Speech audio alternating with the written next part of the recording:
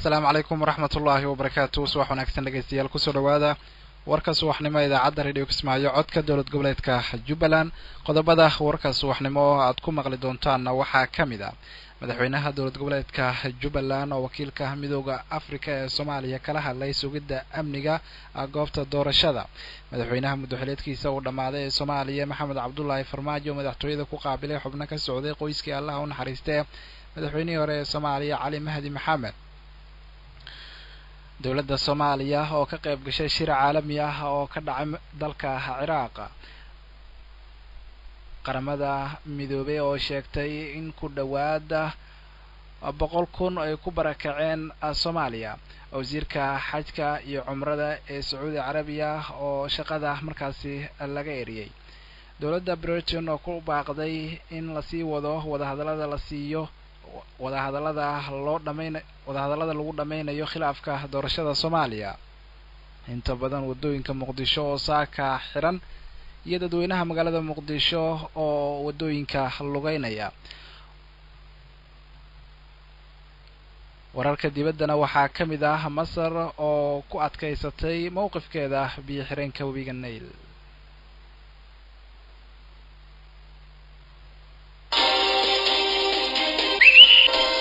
وكما warwageedii maxaa u dambeeyay siyaasadda dalka xaqiiq miyaa rabtaa mise been xaqiiq ayaan raadinayaa haddaba radio Kismaayo ka dhageyso warar sugan oo xaqiiqda ku salaysan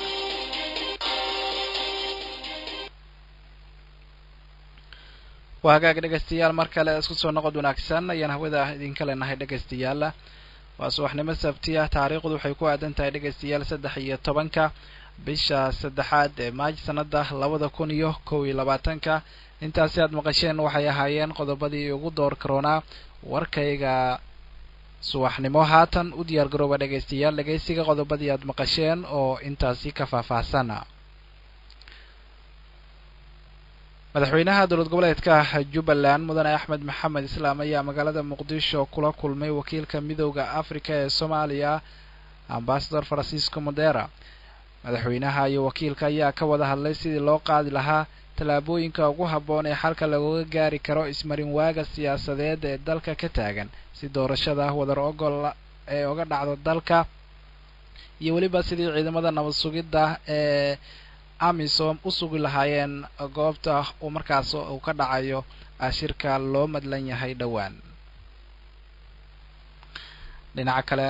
madaxweynaha muddo-xileedkiisa uu dhamaaday ee Soomaaliya Maxamed Cabdullaahi Farmaajo ayaa kulan tacsi ah la qaatay ubadka qoyska iyo qaraabada madaxweynihii hore ee dalka marxuum Cali Mahdi Maxamed oo aasqaran loogu sameeyay shalayto magaalada Muqdisho. madaxweynaha ayaa la wadaagay ubadka qoyska iyo qaraabada marxuumka in maamuuska qaran ee dowladda Soomaaliya u sameysay marxuum Cali Mahdi Maxamed ay ka turjumayso sida shacabka iyo dowladda Soomaaliyeed ay u xusuusan yihiin doorkii uu ka qaatay dowladnimada iyo hogaaminta dalka. Allah u naxariistay madaxweyne Cali Mahdi Maxamed ma ahan mid kaligiin geeridiisa idin taabatay oo waxay ahayd mid si muruga leh oo wadajir dareen ay u dareemeen shacabka Soomaaliyeed. marxuumku waxa uu door weyn ka qaatay dowladnimadeena waxayna waligeen ku xasuusan doonaa sida ay uga go'oneyd in dib loo soo celiyo dowladnimada Soomaaliyeed uu dadaal muuqda uu ku bixiyay ayuu yiri madaxweynaha muddo-xileedkiisa uu dhamaaday ee Soomaaliya Maxamed Cabdullaahi Farmaajo.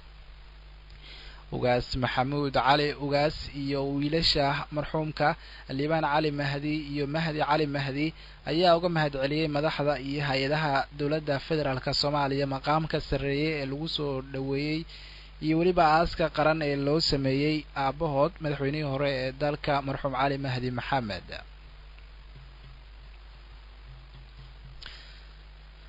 dhinaca kalena wasiirka tamarta iyo kheyraadka biyaha xukuumadda xilgaarsiinta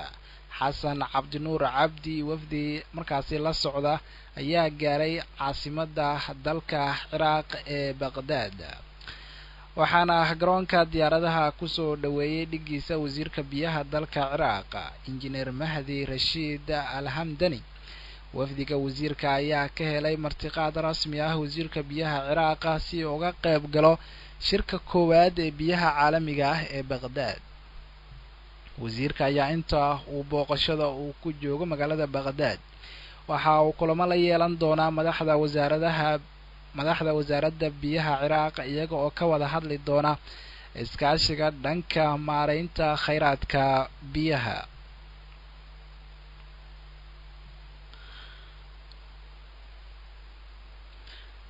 in ka badan 83,000 oo qof ayaa ku barakacay Soomaaliya sabab la xiriira biyo la'aan tan iyo bishii November ee sanadkii aynu ka soo gudubnay ee 2020 xafiiska qaramada midoobay ee isku duwaha arrimaha bini'aadanimada ee OCHA ayaa sheegay Jimcihii waxa uu heliya iska horimaadka nabadgelyo darrada dhibaatada kale cimilada qalafsan iyo saadaasha roobabka hooseeya celcelis ahaan meelaha qaar waxa ay kordhin doonaan baahiyaha bini'aadanimo ee OCHA Soomaaliya ay ka tiri iyadoo Twitterkeeda ku soo qortay. waxay sheegtay in markaasi wada howlgalayaasha bini'aadanimadu ay biyo gaarsiinayaan qiyaastii 300,000 oo qof oo ku dhibaataysan Soomaaliya maadaama sanduuqa bini'aadanimada ee Soomaaliya SHF habab markaasi deeq-bixiyaal badani oo fadhigooda uu yahay wadanka ay u qoondeynayaan ilaa 13 milyan oo dollar oo loo qoondeeyay wax ka qabashada dhibaatada OCHA. Soomaaliya waxay intaasi ku dartay in Michael Lowcock xogayaha guud ee arrimaha bini'aadanimada iyo waliba isku duwaha gargaarka degdega ah uu taageeray ilaa 7 milyan oo dollar oo loogu talagalay wax ka qabadka degdega ah iyo ilaa 20 milyan oo loogu talagalay in lagu howlgeliyo qaab dhismeedka waxqabadka ka hortagga. talaadadayna ka soo gudubnay OCHA Soomaaliya waxa ay sheegtay in xiisada siyaasadeed ee hadda jirta ay kor u qaadi doonto dhibaatooyinka bini'aadanimo ee ka jira wadanka ku yaala geeska Afrika ay ku nool yihiin in ka badan 16 milyan oo qof.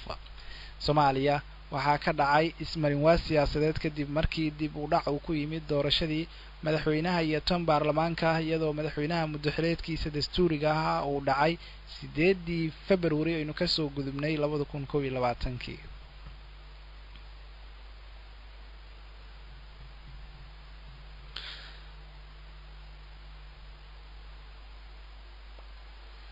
safiirka cusub ee dawladda UK u qaabilsan Soomaaliya Cathy Foster ayaa kulan la qaadatay xubno ka mid ah midowga musharaxiinta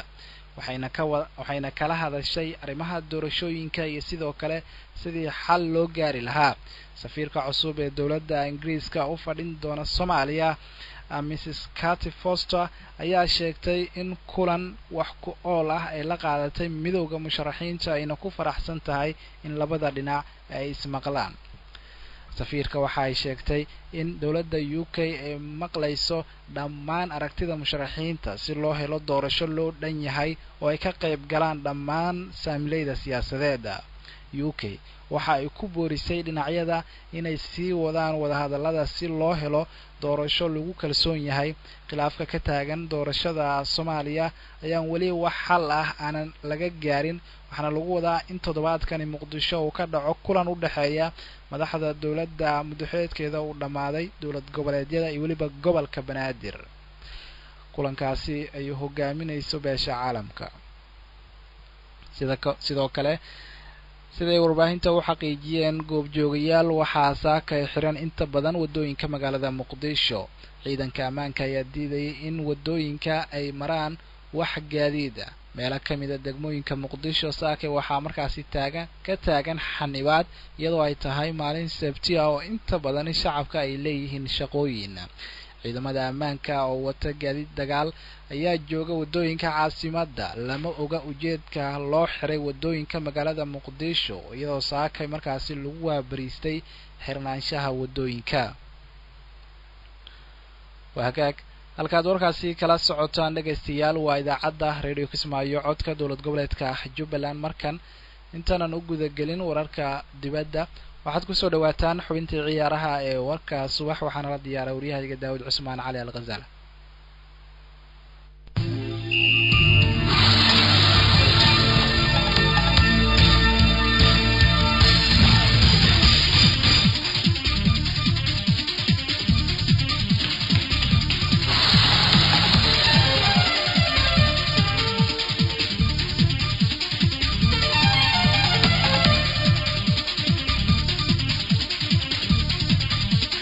subax wanaagsan dhegeystayaal saaxiibayaal ku soo dhawaada xubinta ciyaaraha warka subax saakana waxaan ku soo qaadan doonaa kulamada la ciyaarayo Premier League Serie A Talyaaniga La Liga Spain iyo weliba Bundesliga Jarmalka oo kulamo aad u xiiso badan laga ciyaarayo ciyaaraha la ciyaarayo waxa ugu soo horanaya Ingiriiska hadii aynu ku bilaawno Leeds United iyo weliba Chelsea 9 saac bar oo galabnimo ay soo galaysaa ciyaartaasi Chelsea weliba Leeds United Crystal Palace iyo West Bromwich Albion ayaa isarki doona iyana 6 maqribnimo sidoo kale Everton iyo weliba Burnley waxay isarki doonaan saacadu marka ay tahay 2 saac oo habeenimo Fulham iyo weliba Manchester City waxay wada ciyaari doonaan saacadu marka ay tahay 5 habeenimo ama 6 saac oo habeenimo ay kulankaasi soo galayaa dhanka La Liga Spain kulamo ayaa ka jira Deportivo Alaves weliba Cadiz ayaa isarki doona Real Madrid iyo Elche halka ay wada ciyaari doonaan Osasuna iyo weliba Villarreal way isarki doonaan Cateva iyo weliba Atletico Madrid way wada ciyaari doonaan saacadu markay tahay 5 habeenimo ee caawa ayay isarki doonaan Bundesliga Jarmalka kulamo ayaa laga ciyaarayaa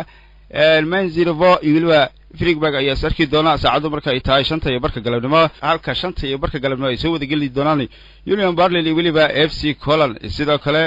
Werder Bremen iyo weliba Bayern Munich dhanka kale Wolfsburg iyo weliba Schalke 04 halka ay ciyaarta Borussia Dortmund iyo weliba Hertha Berlin ay soo galayso saacadu marka ay tahay 2 saac iyo bar habeenimo oo la daawan doono Serie A Talyaaniga kulamo ayaa laga ciyaarayaa waxa wada ciyaaraya Sassuolo iyo weliba kooxda lagu magacaabo Hellas Verona saacadu marka ay tahay 5 galabnimo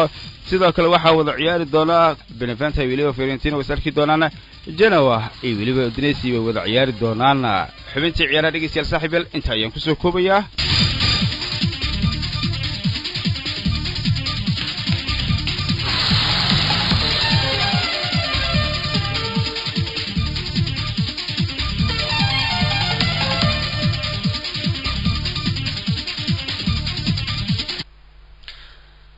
وحقاقات بو محسن yahay wariyahayga Daawud Cusmaan Cali Al-Ghazala oo inoo soo koobay xubinta ciyaaraha ee warka subax markana wararka dibadda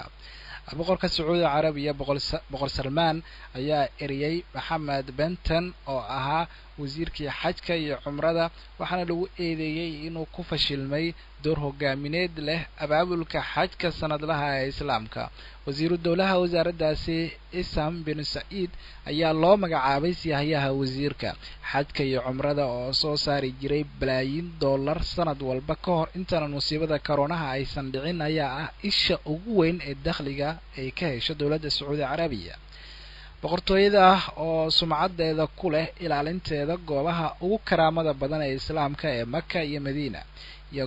abaabulkeeda nabadeed ee xajka ayaa si xoog leh dib ugu soo celisay xajkii sanadkii hore si looga hortago faafitaanka cudurka coronavirus kadib markii muslimiinta u hor istaagtay cudurkaasi in ay cibaadaystaan markii ugu horeysay sabab la xiriira caabuqa COVID-19 ugu dambeyntiina dhageystayaal madaxweynaha dalka Masar Abdul Fattah al-Sisi ayaa midowga Afrika u sheegay in dalkiisu ay ka go'an tahay heshiis buuxa oo laga gaaro buuxinta biyo xireenka webiga Nile arrintaasi ayuu al-Sisi ku tilmaamay in saldhig u tahay xasiloonida iyo wada noolaanshaha shucuubta gobolka